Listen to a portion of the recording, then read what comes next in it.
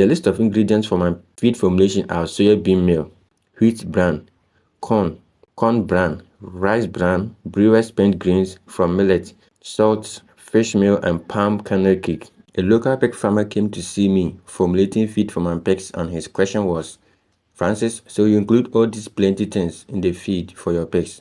I said yes. I also tried to scare him by telling him the prices of each ingredient I have. First, this bag you are seeing contains soybean meal, and a 50 kg cost 460 Ghana cedis. This is wheat bran, 25 kg cost 90 Ghana cedis.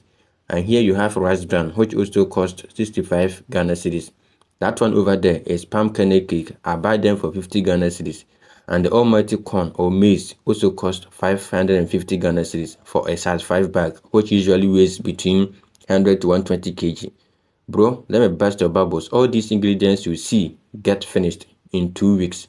He looked at me and said, "Hey, are you sure about this?" I replied, "How do you think I got them if I didn't buy them?" I then changed the subject to focus on him. I asked, "So how do you feed your local pigs?" He replied, "I only give them cassava and yam peels, kitchen leftovers, grasses, and also the pigs are allowed to roam outside freely and consume whatever they need." It was at this point he realized why I sell twice a year while he sells only once every 1.5 years. Vaccination in this case is missing on his farm. He added that he was even planning to quit pig farming because the pigs were causing troubles for him and his neighbors when they go out to root in their farms and gardens. I said, "Bro, you don't farm pigs, you watch pigs. How can you say you farm pigs when all you do is to watch the pigs look for their own feed? You don't treat them when they are sick." He even added that he slaughters the severely sick pigs for consumption and only sells the healthy ones. How terrible this could be. The funny part was that my winners cost almost the same as his 1-year-old pigs. What this implies is that when you have 10 pigs on your farm, you actually do not have 10 but 6. Why? Because you will have to use the revenue realized from 3 to 4 pigs to cater for the other pigs, which would then be your profit or share. But if you still want to keep the revenue from all 10 pigs, it means you must be ready to wait for 18 good months because your pigs will not grow well for you to attain the market weight that fast. There's no shortcut, and garbage in, garbage out still applies here. When it comes to this business, do not be too economical, refusing to spend on the pigs.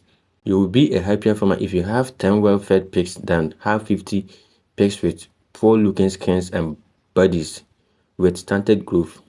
This is what I also observed from feeding soybean meal to the pigs, especially when included in the piglet's feed.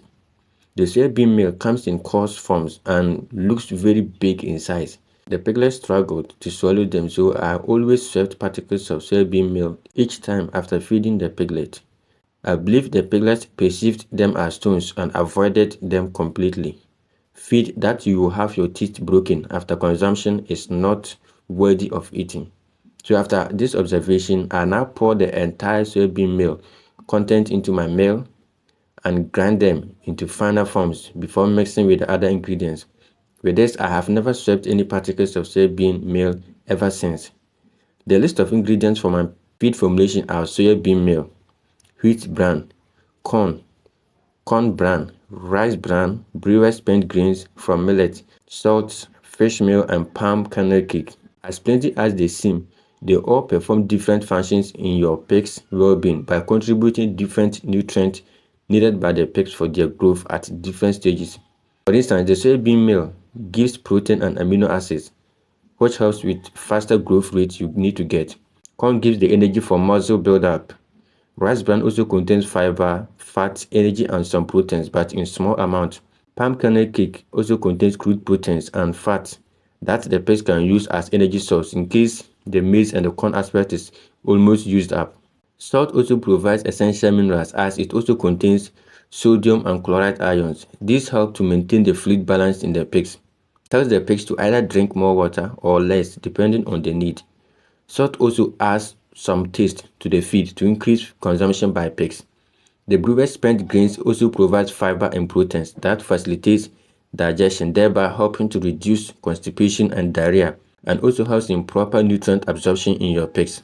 As you see here, you don't include anything in your pig's feed just because it is available. without knowing what it does for your pigs.